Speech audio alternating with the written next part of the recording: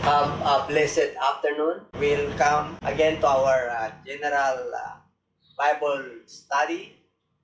At ako po'y naniniwala na muli mayroon tayong matututunan sa hapong ito sapagkat napaka-practical at simple lang ang mensahe. Pero ito po ay kailangan ng application.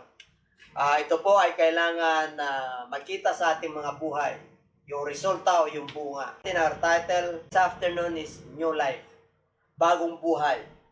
At pag sinabing bagong buhay, meron tayong tinatawag na old nature. Ito ang ating tatalakayin. The book of 2 Corinthians. Therefore, if anyone is in Christ, he is a new creation. All things have passed away. Behold, all things become new. At pag nakay Kristo na po tayo, mula nung tayo po ay naging mananampalataya. Ang sabi po sa ating binasa ay tayo po ay bagong nilalang. Pag sabing bagong nilalang, sa spiritual po yan, sapagkat meron tayong tinatawag na old nature. O saan yung ating pagkalalang ay ang ating old nature ay namana yung kasalanan ng ating amang si Adan at saka si Eva yung ating nanay. Kaya dito po, pag ikaw ay mananampalataya, all things are passed away. All things have passed away. Behold, all things have become new. Kailangan pag tayo po ay nakay Kristo, bagamat hindi 100% yung overnight na pagbago. Ang ibig pong sabihin, all things have become new. Yung ating pananaw, yung ating pag-iisip, yung nilalaman ng ating puso, yung dating ginagawa po natin na nakagisnan, pleasures of this world. At ngayon po, nais ng Lord na tayo po ay magkaroon ng pagbabago para yung liwanag o ilaw na yan ay makita po sa ating mga buhay. Sabi ron, all things have become new. Kaya yung iba po, namamangha po sila pag tayo po ay naging mananampalataya. Kasi yung ating mga kakilala dati, siyempre po, may mga nakagagawian po tayo na pinupuntahan, ginagawa, at nabibigla po sila pag tayo po ay nanyayaan muli.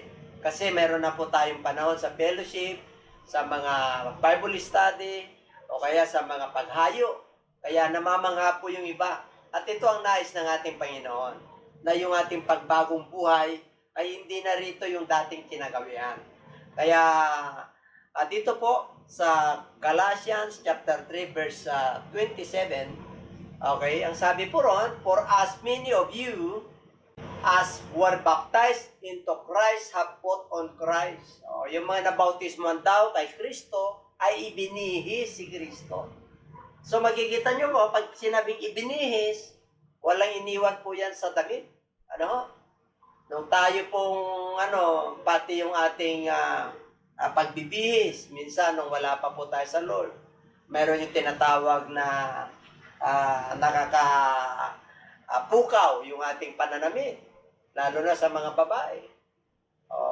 Kaya nung tayo pa naging mananampalataya na, meron yung tinatawag na modesty apparel.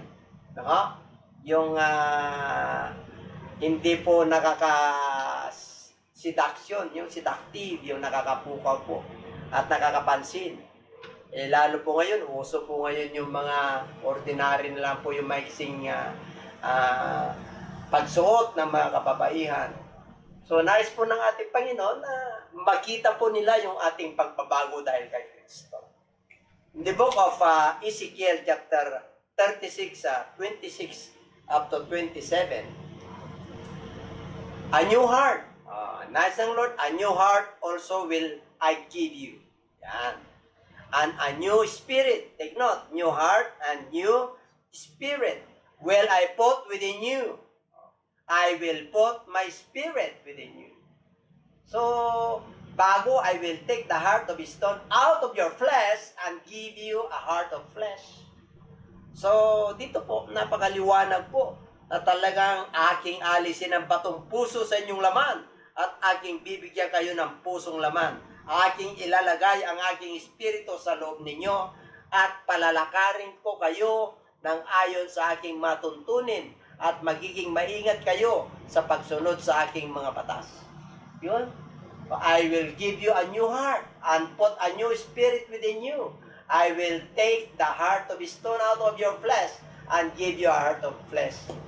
O sa 27, hanggang 27 po yan. Kaya nga, I will put my spirit within you and cause you to walk in my statutes, and you will keep my judgment and do them. So, ingatan po natin, magiging maingat kayo sa pagsunod sa aking mga batas, sa aking matuntunin. Kasi, pag tayo po ay naliwanagan, na-enlighten, kinausap po tayo at na-convict po tayo, yung ating heart para sa pagbabago, bibigyan daw tayo ng bagong espiritu, bagong puso. Kaya makakalakad na po tayo sa panuntunan ng ating Panginoon. At yan ang nais ng ating Panginoon. All things are become new. Hindi naman talaga yun, talagang overnight po yun. Habang tayo po ay lumalakad, sumusunod sa panuntunan ng Diyos, unti-unti po yung pagbabago. Naiwan po natin yung old nature po natin. Hindi ko naman sinasabing perfect po tayo, but we are going to perfection habang tayo po ay sumusunod. Kasi yung iba, hindi po nagtagal, hindi nila natagalan yung buhay Kristiyano, yung self-denial. Kaya yung iba po, yung pagsunod po nila mabagal, o yung iba tumatalikod na talaga. Kaya pinabalikan po nila yung dati nilang kinagawian, yung old nature. Ayaw po ng Diyos yun. Ang gusto niya, new life. Pag sinabing new life, ay new heart, new mind. Talagang may pagbabago po. Pati yung ating pagsasalita, yung ating pag-ugali, yung ating pag-iisip, na talagang tayo po ay nagliliwanag. Tayo po ay ilaw po sa mundong ito. At yais ng Lord na makapasok, we must walk in the statutes and you will keep the judgment and do them. Kailangan gawin po natin, kailangan sundin po natin. Upang sa magkaganon, makamit po natin yung bagong buhay. Ito po yung mga plano ng Diyos at kanyang mga pangako. Ito po sa book of Joshua chapter 1 verse 8. This book of the law, itong aklat na to. Ito po yung instruction ng Lord sa sangkatauhan. This book of the law shall not depart out of your mouth. Yan. Hindi po kailangan yung nasa ating labi lagi ito.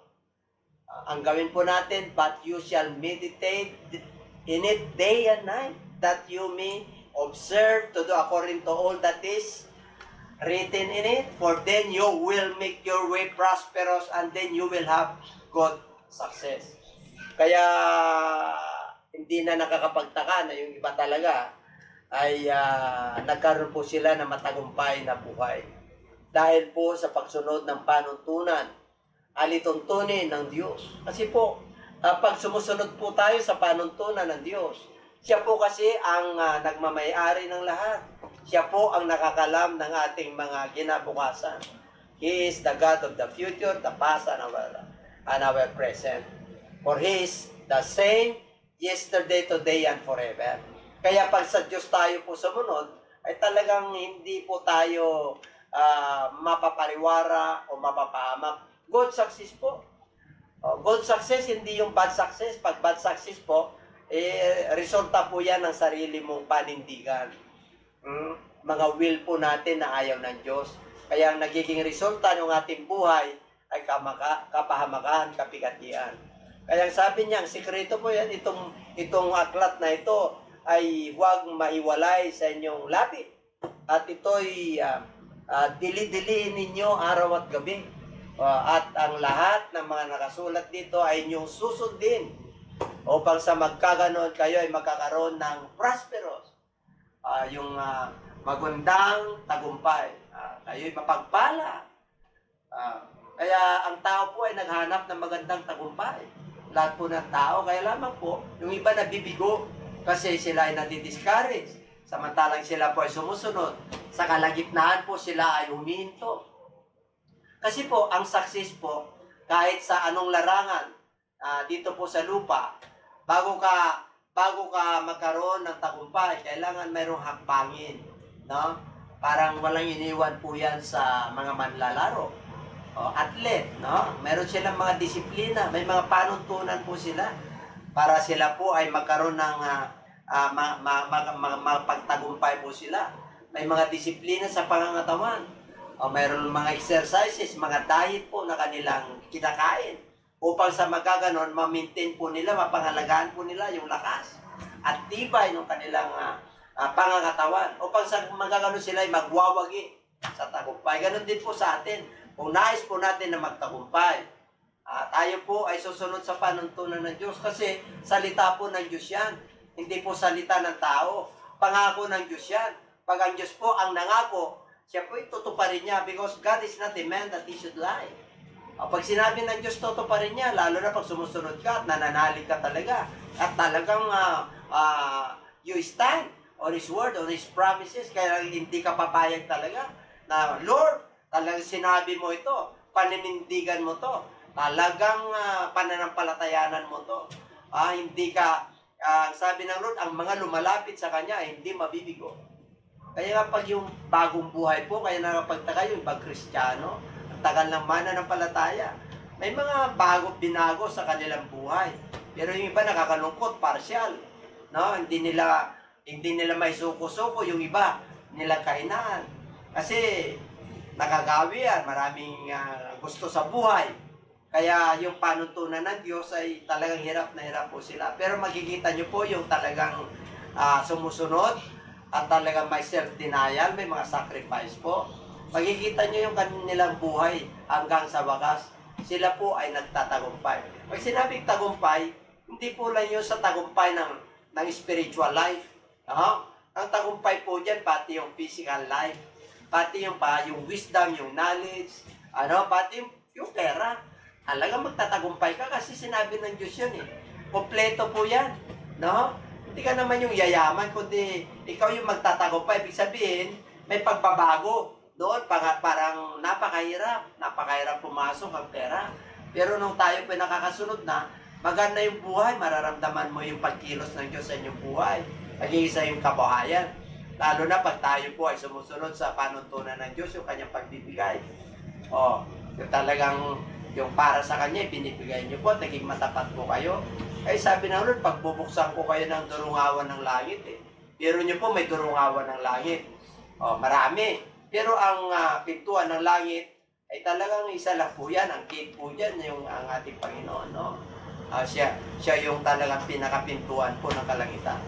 Kaya Jeremiah 29 verse 11, For I know the thoughts that I think toward you, says the Lord. Thoughts of peace and not of evil, to give you a future and a hope. Peter mo mga kapatid. Ang ganda ng plano ng Diyos sa atin. Pag tayo po ay nabibigo sa ating mga kagustuhan at desire sa ating Lord. Minsan, kalooban man ito ng Lord. Pag tayo po ay dumadaan sa mga pagsubok, minsan, in-evaluate po natin yung ating sarili. Bakit ganito nangyayari sa akin? Ang ganda pala ng plano ng Diyos sa atin. Tapos, pinag-isipan po natin ang hindi maganda pag tayo po ay nakakaranas ng mga iba't ibang pagsubok. Ano sabi ng 1 Corinthians chapter 10, verse 13, hindi ko kayo bibigyan ng pagsubok na hindi nyo kakayanin. Pag dumating ito, ay bibigyan ko kayo ng mga yung solusyon para kayo ay makaiwas. Para malusutan nyo yung mapagsubok na yan. Kasi napakabuti po ang ating Panginoon. Hindi ka bibigyan ng pagsubok ng Diyos na hindi mo kaya. Kasi kilala niya ang capacity ng tao. Kung hanggang lang po siya ng tao. Bakit yung iba hindi nakakayanan? Kasi hindi nila sinusuko eh. Sinasarili po eh. Kaya ang sabi ng 1 Peter chapter 5, casting all your burdens upon Him, for He carried for you. Lahat ng kabigatan po natin, ibigay natin sa Kanya. Kaya yung iba, bigat na bigat. Kasi po, sinusolo. Di sila pupunta sa salita ng Diyos. O kung saan sila pumupunta. Maganda naman po yun, mga kaibigan, magulang, kung talagang wala ka nang pupuntahan, sa Lord, tulungan mo po ako. Yan, tawagin mo na. Tingnan mo, gagawa po ang paraan ng Diyos. Iba-iba po ang pagtawag po sa atin ng Diyos. Kaya pagka tinawag mo siya, sabi niya, call unto me and I will answer you. Totoo po yun kasi nilalang niya po tayo. At gusto ng Lord na yung ating kapayapaan, yung plano niya sa atin, may kapayapaan, yung future natin ay may pag-asa. Hindi masama ang gusto ng Lord sa nilalang niya. Gusto niya mapapaigi. Kaya lang tanong, bakit hindi siya napaigi? Kasi po, hindi siya sumusunod. Hindi siya nakikinig. At kung may salita ng Diyos, hindi niya naman binabasa. Yung iba naman, binabasa, hindi naman sumusunod. Binabasa mo na, nakikinig ka, ilagay mo sa puso mo, minimeditate mo pa. Makakilos ang Diyos po dyan. Pagsunod, ang sabi nga ng Bible, yung sumusunod daw sa salita ng Diyos. Hindi lang siya tagapakinig, kundi ina-apply niya yung kanyang napapakinggan sa kanyang buhay. Kaya, in the book of 1 John 14:27, kita nyo? Ang kapayapaan po, kailangan po natin sa panahon po ngayon ng pandemic. Mga kapatid, ang mga tao ngayon nasa iba't ibang pagsubok, iba't ibang yung kanilang yung walang kapayapaan. Kasi po, basic needs lang, hirap na hirap. Marami pong nagsara ng mga trabaho, na wala ng trabaho, nagsara ng mga opisina at kumpanya. Diba, mga corporations, mga malalaking kumpanya po. Dahil po sa nangyaring pandemic, itong COVID na po ito. Kaya marami pong naapektuhan. Pero ang pangako ng Diyos, peace I live with you. Pero mo, bibigyan tayo ng kapayapaan. My peace I give to you. Ibig sabihin, siya yung prinsipe ng kapayapaan. Yung sarili niyang kapayapaan, ibibigay sa iyo. Not as the world gives, do I give to you. Let not your heart be troubled, neither let it be afraid. Kaya wag kayong magulumihanan, ni matakot man. Bakit? Ibibigyan ko kayo ng kapayapaan. Sa kabila ng mga problema, kahirapan, pag nasa Lord tayo at nanindigan po tayo sa kanyang sinasabi, mayroon tayong new life, na talagang sinusunod po natin, bagamat may sacrifices, may mga sakripisyo po, may pinagdadaanan po tayo, pero nakikita ng Lord, yung ating pagsunod sa kanyang mga panuntunan yan, malulugod po ang ating Panginoon. Natutuwa po, at pag natuwa po ang ating Panginoon, makakakilos po sa ating buhay. Hindi po kayo talaga mag-alala, hindi kayo matatakot, hindi kayo talaga magkukulumihanan. Yung puso po natin payapa. Ang dami ng sakit, tapos hindi pa payapa yung pag-iisip at yung puso po natin. Mahirapon po tayo, solusyon lang talaga niyan. Yung salita ng Diyos, yung pagsunod sa kanyang panuntunan. Magpakapuspos po tayo. Yung sinabi kanina, those who are baptized in Christ is put on Christ. Yun. Kailangan yung gospel po. Sundin po natin yun. Manampalataya tayo sa Kanya. Magsisi po tayo at magpabautismo tayo sa pangalan ni Jesus. Sa kapagpapatawad ng ating mga kasalanan at tanggapin natin ang kaloob ng banal na Espiritu. Yan. Makakapamuhay ka talaga ng nasa liwanag. Necessity for the growth. Ito napakalaga po in the book of Hebrews chapter 12 verse 1. Therefore, we are also, since we are surrounded by so great a cloud of witnesses, let us lay aside every weight and the sin which so easily ensnares us, and let us run with endurance the race that's set before us. Ang sabi ron, tayo raw po ay napapaligiran ng makapal na saksi. Pag sinabing makapal na saksi po, marami na po tayong mga mananampalataya na dati po, yung dating kilala mo po, tingnan nyo ang kanilang pag-ugali nung nasa dilim sila. O mga witnesses po yan, nabago yung buhay nila, nabago kung paano yung buhay, pag sinabing buhay po, ay hindi lang sa pag-isip, hindi lang sa pagsasalita, pati yung ugali, pati yung pag-iingat ng Lord, yung kayamanan ng panlupa. Dati, baka problema mo yan, lapit ng lapit sa iyo yan, dahil sa bisyo, pagpili ng bisyo. Pero ngayon, pinagpala na po. Yung bisyo niya, naisuko niya na sa Lord. At hindi na lumalapit sa iyo ngayon yan, hindi sakit sa ulo. Bakit? Inaliwanagan po Nagbago ang buhay niya dahil sa salita ng Diyos. Ito yung mga clouds of witnesses, makapal na saksi. Kaya sabi niya, let us lay aside every weight and the sin which is so easily ensnares us. So meron talagang nagpapabigat sa ating pagtakbo. At ayaw ng Diyos na yung mga kabigatan na yan ay daladala po natin sa ating pagtakbo. Pag sinabing pagtakbo, tayo po ay may takbuhin. Wala nung tayo po ay naging mananampalataya. There is a race that's set before us. Pero dapat po tayong kanya-kanyang takbuhin. No? Mula nung tayo po tumanggap sa ating Lord, wala nung tayo po naging mananampalataya, nagsimula na po yung takbuhin. Meron tayong reward, crown of life, na talagang kahit na minsan yung takbuhin na yan, habang tumatakbo ka, ay talagang minsan hindi natin maiwasan na may mga bato, may mga dusty roads. Bangon lang, takbo lang. Titingnan mo yung mga pangako ng Diyos.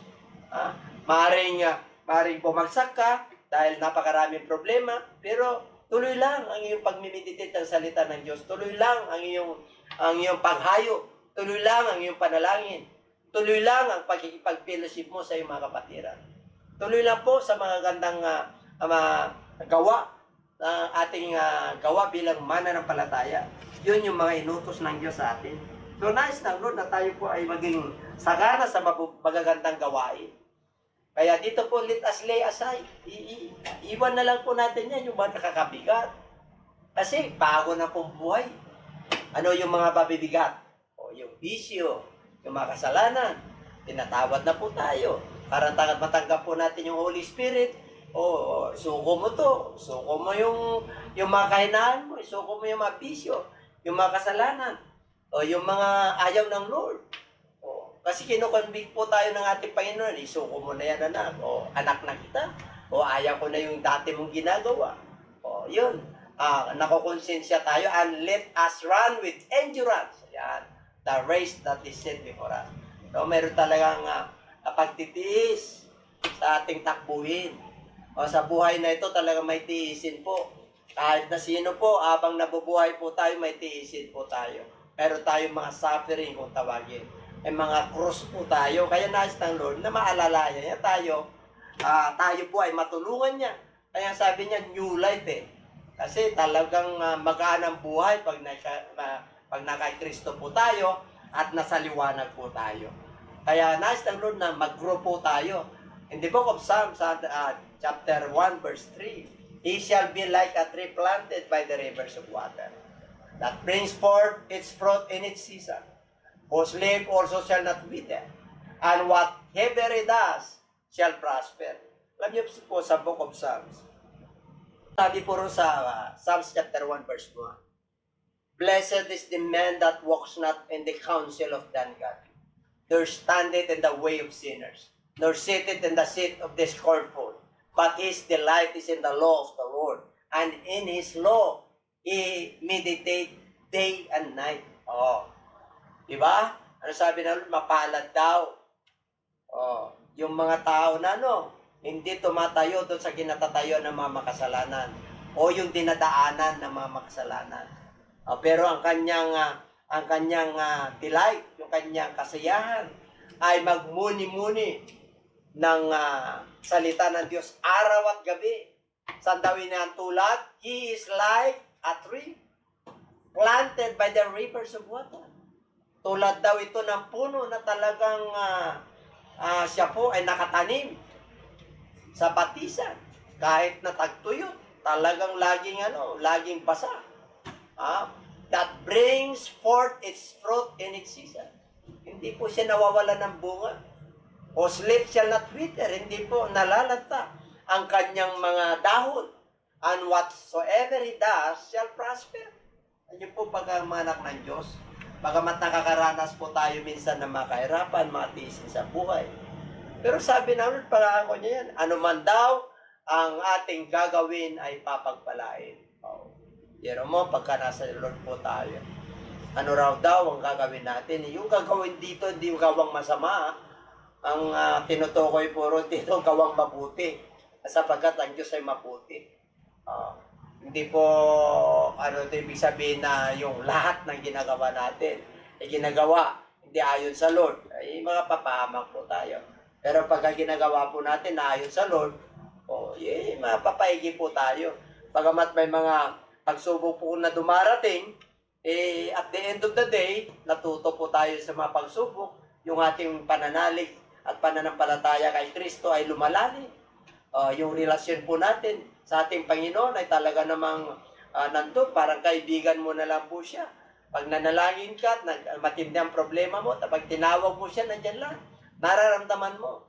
Totoo po yung sinabi po ng aklat ng the book of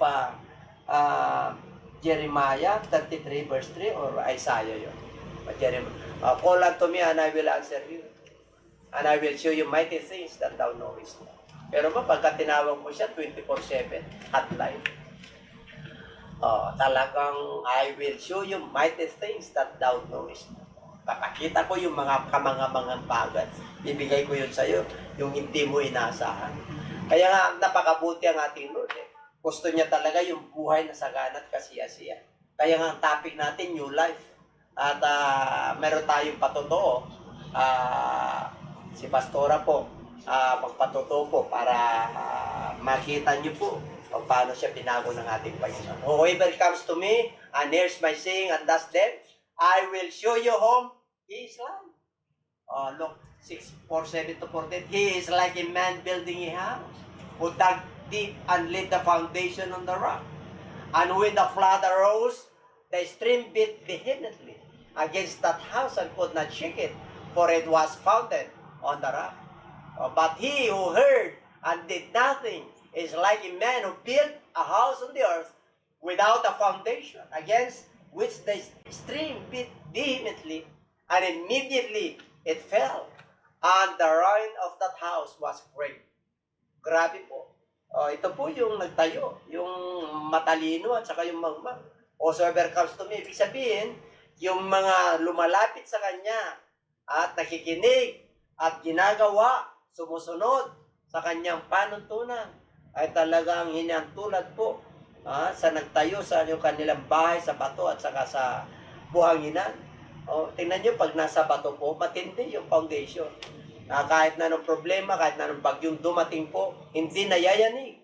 Hindi nayayanig, hindi nasisira yung kanyang pananampalataya, yung kanyang pagbabagong buhay, talagang tuloy-tuloy kahit na may mga pag-uusig, kahit na hindi na totoo yung kanilang sinasabi. Pero tuloy pa rin ang kanyang paglilingkod, tuloy pa rin ang kanyang pananampalataya. Sapagat siya ay naniniwala na yung kanyang pagbabagong buhay ay galing sa Diyos. Kaya matalino ka pagka sumusunod ka at nakikinig ka. Pero pag nakikinig ka lang, hindi ka sumusunod, ay para kang nasa ang foundation mo, nasa buhangin lang po. Dumating ang problema, reklamo, dumating ang mga suffering sa buhay ng tao, hindi mo maintindihan, at tila baga ikaw lang yung nagsasuffer, naghihirap, para ikaw lang yung may sakit, parang kawawa ka, anak ka naman ng Diyos eh. Kaya nga pinahintulutan ng Diyos yun eh, para tumawag ka sa Diyos. Para ipakita ng Diyos at i-demonstrate ng Diyos ang kanyang kapangyarihan na ikaw ay anak niya talaga. Now, therefore, you are no longer strangers and foreigners. Kita niyo mga kapatid. But, fellow citizens with the saints and members of the house of God. Hindi nyo pagka may new life po tayo, kay Kristo po, hindi na po tayo foreigners eh. Hindi na tayo taga rito eh. Pero fellow citizens with the saints. Ang ating pamayanan ay sa langit. Pero mo tayo po ay kasama sa pamilya ng Diyos. Pero mo pamilya ng Diyos. Iba po yun. Pag pamilya ka nga na makilalang tao, tuwang-tuwa ka eh. Pag mamalaki mo sila, yung pamilya ka ng Diyos. Iba po yun. Kaya hindi na nga tayo dito, dumadaan na lang po tayo. Pansamantala lang po naman tayo sa lupang ito. Ang nais ng Lord ng buhay ay yung buhay na wala hanggan. Yun yung tatahagin po natin. Kasi yung dating buhay po natin, dito lang sa lupa yun. Kaya nagpakilala sa atin ang Lord. Nahabag ang Lord. At tayo po ay naging mananampalataya at naging anak ng ating Panginoon. Kaya dito po, makikita po natin. Yan. Sa Ephesians. But he that shall endure it, okay, the book of Matthew chapter 24 verse 13, ang nananatiling tapat hanggang sa wakas, siya ang maliligtas. Tingnan niyo po, grabe po ang ating Panginoon. Kailangan mananatili rin tapat. Kahit na nung dumarating na pagsubok sa ating buhay, tapat ka pa rin. Pag sinabi ng Diyos na huwag kang magsinungaling, tapat ka. Pag negosyante ka, huwag mong dayain yung timbangan. Anong sabi po ng Book of Proverbs? Mas maganda raw yung pangalan kaysa mandaya sa timbangan. Singhalaga raw ito sa ginto at pila. Yun yung pangalan. Ang pangalan po, napakahirap pa. You cannot just earn your name overnight. Na makikilala ka sa mabubuting bagay. Hindi po nabibili yan. Yan po ay na-earn, no? Na-earn ang respect sa panahon. Hindi nabibili po yan. Kaya pag tinanong po nila kung anong pagkatao mo, kailangan talagang nandun. Yung mga ayaw naman sa'yo, natural po, hindi naman tayo perfecto eh. Ayaw nila talaga sa'yo, no, gagawin mo, kahit na mabuti ang gagawin mo. Ang tingin nila masama ka, wala tayong magagawa, pananaw po nila yun. Pero, ang nakakalam niyan, yung kapaligiran mo, yung liwanag. Mayroon man ganyan na mga opposition, talagang opposition na yan, may dilim talaga eh. Kahit sa mga party-partido, kahit sa buong mundo, meron talagang opposition. Hindi mo mawawala yan kasi may papanirang damo po talaga. Kaya yung mga sanhin na pinagmumulan ng mga kasalanan, mas may ikiparabiktina na kanilang liig papunta doon sa dagat. Ibig baliwala ang buhay nila. Pero yung mga tao po na matalino, nakikinig at sumusunod, ay naku, grabe. Yung foundation mo nasa rock. Grabe po, dumating ang mapagyo at pagsubok. Naku, hindi ka matitinan. Sarap, ang sarap. Kasi hindi naman talaga tayo taga rito eh. Yung mga buhay po natin dito, mga sakripisyo po. Pagkikihati po yan at pagkikidalamhati. Kung anong ginawa ni Kristo nung nagkatawang tao po siya. Kaya dito po, there are Christian duties. One is known depending on the duties he or she is doing. Alam nyo, kung gusto nyo mapalapit at mag-grow kagad sa Lord, ay kailangan i-practice nyo yan. Lagi kayong mananalangin, nagbabasa ng Bible, sumusunod sa paghayo, mga activities ng church, ano kayo? Pagka ang talent mo, marunong kang talaga magturo ka. Pag magandang talent mo, sa pangangaral, mangaral ka. Pag may talent mo sa music, at na-incline ka sa mga instrument, paggamit mo yan sa Lord. Tingnan nyo po, tuloy-tuloy ang pagbabago ng buhay. Titibay ko isang araw, hindi lang yung isang talent na bibigay sa'yo na Lord, dadagdagan pa yan. Baka mamaya isang mangangaral ka na. Baka mamaya, may plano pa ang Diyos sa'yo pag napagkatiwalaan ka. Naalala ko po, nung pinatatalaga kami ni Pastora, nung college days po namin, 21 years old ako, 18 years old siya. Naging choir na po kami sa church. Biro niyo po, hanggang ngayon, doon po kami nag-umpisa. Dalaga at binata pa lang kami. Pero tuloy-tuloy po kami, bagamat marami kaming pinagdaanan. Yung pala, may mas matinding ministry pala na pagkatiwala sa Lord. Alam niyo po, pag napagkatiwalaan po tayo ng Lord, ng maliit, mapagkatiwalaan ka rin ng malaki. Ganun lang po yun, maging sa knowledge, sa wisdom, maging sa yaman sa mundong ito. Hindi ka na mag-aapura, hindi ka na magiging greedy. Kasi nga, kontento ka na. Hindi ka na magmamadali sa pagyaman. Para masira lang yung new life na pangako ng Diyos. Kasi maraming nako-compromise po talaga eh. Pagdating talaga sa new life, talagang matindang pagbabago, mamili ka. Pangaral ko po yan sa no compromise. Titingnan nyo segment ko ng Sunday service. No compromise. Pag nasa ilaw ka, nasa ilaw ka. You must love God and hate evil. Pag nasa light ka talaga. Pag sa dilim, sa dilim. Yun, mangganda po noon. Mapagpala po kayo. At salamat po ng marami. Gusto ng Diyos talaga. Ang mga Kristiyano must duty their performance. They must depending on the duties they perform. Talagang kailangan mainit tayo at masigla sa paglilingkod. Yung abutan ba tayo ng Lord na may ginagawa? Hindi yung nakaano lang tayo. Wala tayong ginagawa. Lalo ngayon, COVID, ay dapat marami tayong gagawin sa Lord. Kasi pinagpahinga po niya ng mundo, ng tao. Dapat ang gagawin natin, meditate His word day and night. Diba? Tiksan natin yung ating mga mahal sa buhay, kumustahin natin sila. Tulad dito, sa social media, share natin ito. Pag nabibless po tayo, ito yung word of God. Nakakatuwa nga yung iba. May vlog po sila eh. Nakikita mo, talagang nag-i-increase yung kanilang mga viewers eh. Lalo ito itong salita ng Diyos. Dapat pag nabibless tayo po, share natin yan, subscribe po natin yan. Tingnan nyo po, makakatulong kayo, malulugod ang Diyos sa inyo. Mamaya-maya, worker ka na pala, hindi mo pa alam. Nasa bahay ka lang. Wala, ginagamit ka na ng ating Panginoon. Kaya maraming salamat po at magandang hapon po. Pagpalain po tayong lahat. At sana po, tayo po lahat ay pinagpala, tayo po ay manalangin, mapagpalang Ama. Maraming po salamat muli sa paksa na yung binigay itong bagong buhay.